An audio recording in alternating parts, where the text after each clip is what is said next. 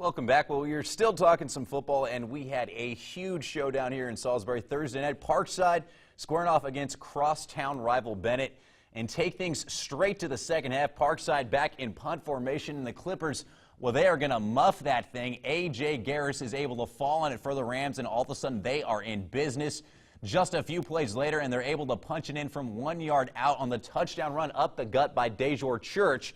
They'd go for the two-point conversion. They would make it to take a 21-14 lead. They kick off feeling good about themselves, and then this would happen. Jay Long, he's going to field it, and that young man is going to show off the moves, turn on the jets, and take that thing 80 yards back to the house for the score. A huge momentum swing right there. The Rams would be forced to punt on their next possession, and then check out Steven Oscar. The kicker comes in and boots the go-ahead 38-yard field goal with under 6 minutes to play. Bennett up 3 at that point. Check out the sidelines, how fired up they are. The Rams on the drive now. Luke Pitzenbarger, he's going to find Luke Gehrig right here, and that's going to be good for a 15-yard pickup, I should say. And they are in Clippers territory, but then this would happen. They're going to cough it up right there as the Clippers are unable to do anything after they pick that up but run out the clock, and that's all they wanted to do. They Bennett Clippers, they pull off a huge upset win, 24-21 the final. And North Carolina was looking to remain perfect on the season as they took on Kent County last night. The Bulldogs came out ready to go in that one. Rodney Thomas, the sophomore sensation, kept it up again. Bounces this thing out to the outside, and he takes it in from 45 yards out for the score. But the Trojans came to play early on. Seeing Daquan Seymour right there gets the handoff. He finds Pater up the middle from 4 yards out. But the Dogs really turned it on from there. Thomas, one more time, carrying about 3 defenders with him from 8 yards out. And then North Carolina would put it away. The option pitch to who else? Thomas, the sophomore. His third touchdown of the half. The Dogs would go on to get the win. 52-34 the final over there. And Waihi was looking for their second straight win last night when they squared off against Snow Hill. The Indians came to play in that thing early on. They would stretch out their lead to 13-0 after JoJo Brittingham takes that one in off the right side. And then on the ensuing drive, it would be Rakeem McCarter right there bouncing it back in. He is gone 50 yards to the house, and they were really just getting started. Second quarter, and it's JoJo one more time. Check this out. Just bullies the defender right there in for another touchdown. Waihi, they just kept it up from there. They would go on to get a shutout victory, 53-0 the final. And Cambridge, a huge matchup against Kent Island on Thursday. The Vikings offense struggled, though, against that Bucks defense all night long. Trey Lake gets the handoff, immediately brought down by Austin Ryan. Kent Island's offense, on the other hand, well, they were just efficient and getting it done. Mikey Quinn gets it on the reverse, takes it in on the edge from 10 yards out. The Vikings then trying to get it right back. They're going to throw this thing deep, but check out Sean Mooney right here. He's going to come up with the interception, turned it all the way back to the touchdown. It would get waved off, though, because of a block in the back. It did not stop the Bucks, though. They kept on coming. Quinn breaks loose, 46 yards to the house right there. Kent Island, a very impressive win as they get it 33-0 the final.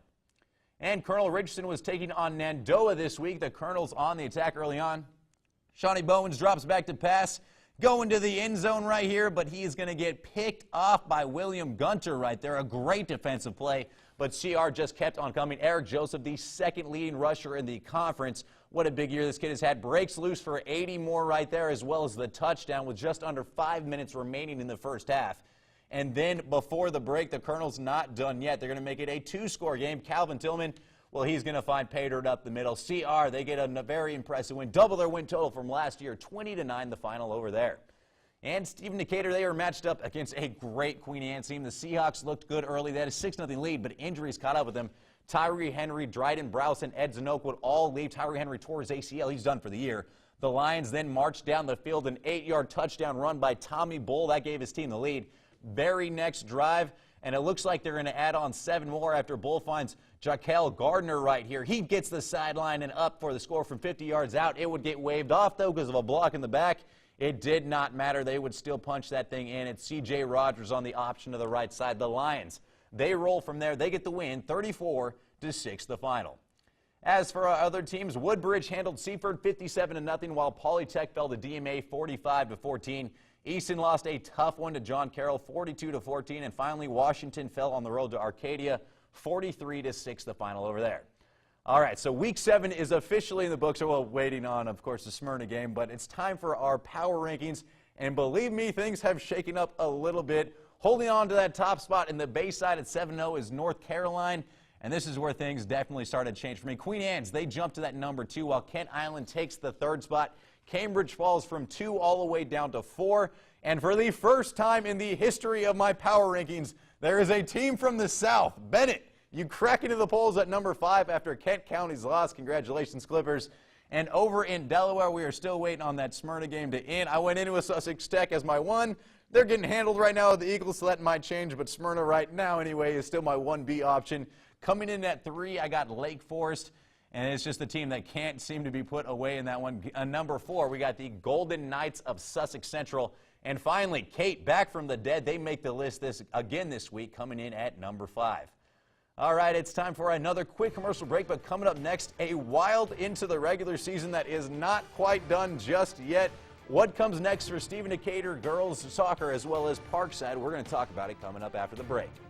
Head coach Bennett, Kent County Trojans. You're watching Delmarva Sports Insider.